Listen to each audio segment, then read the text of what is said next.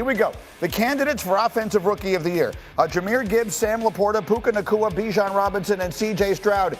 D. Wood, who you got? Come on, man. I'm going with C.J. Stroud. This man had the best rookie season of any quarterback in NFL history. I mean, to go out here and put together the type of season that C.J. Stroud had, there is no question about it. And I love Puka. Puka is like, that's my dog right there. But C.J. Stroud, he's going to come home with that award. The only person in our group who didn't pick the quarterback is our quarterback. How do you explain that? Well, listen, and it's hard to argue against C.J. Stroud. I think that could easily be the answer. I just look at what Puka did. I think there was a large stretch, maybe the entire year, where he was the best receiver in all of football. And I think that what he accomplished in terms of the attention that was on him, and he was still producing in an offense that really needed him to produce, like that to me was a difference maker. Yeah, I'm not going to fight against it. I think Stroud could have been in the MVP conversation. All right, candidates for Defensive Player of the Year: DaRon Bland, Maxx Crosby, Myles Garrett, Micah Parsons, T.J. Watt. Tim, who you got? I'm going Micah Parsons because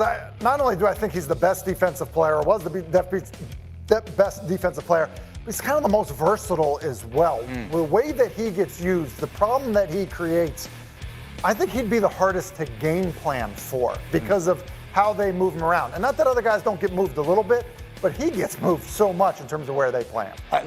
Put the picks up there on the screen because you were the only one who went with Micah. You guys both going T.J. Watt. Yeah, I'm going T.J. Watt. Led the league in sacks, but also we know what it looks like for the Pittsburgh Steelers when he's not on the football field. But then when he's on the football field, we've seen that offense get stagnant and not live up to their end of the bargain.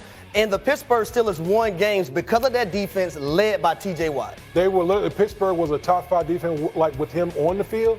Without him, they're like 31st. Like, that's all I need to know about your impact on the defense. I went with Myles Garrett because he made Joe Flacco a hero. I mean, the Browns, could you have worse it would be like the Jets quarterback made Joe the Flacco playoffs this year. I mean, it's just ridiculous. The number of quarterbacks they went through, and that defense carried them, and he is the immovable object, that's for sure. Okay, comeback player of the year.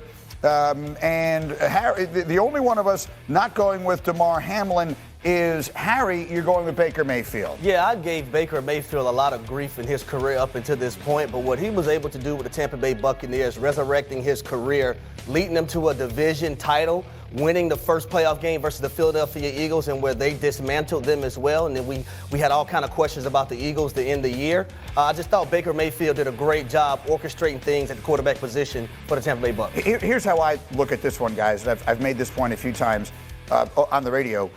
What Damar Hamlin is coming back from is so unprecedented, they should rename the award in his honor. It should become the Damar Hamlin Comeback Player of the Year for now and until eternity, and then you could give it to somebody else. But what he came back, the man almost died on the playing field and came back and played an NFL game. Yeah, I mean, like for me, it's just hard to top anything like that. We all remember that scary scene in Cincinnati on Monday Night Football with Damar Hamlin, and like, it's just an easy choice for me. I think it's easy to say, oh, hey, he came back, but you know how easy it would have been to walk away?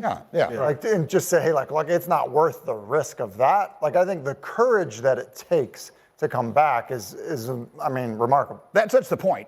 You can't compare anything to what he did. I like Harry's point. I mean, Baker Mayfield, in the traditional sense of this award, I think makes a lot of sense, which is why I genuinely do believe they should name the award in Damar Hamlin's honor. That said, Saquon Barkley actually finished third in Comeback Player of the Year in 2022. Now everyone's trying to figure out where he's going to go in 2024. Here's our Jordan Renan on Saquon's future in New York.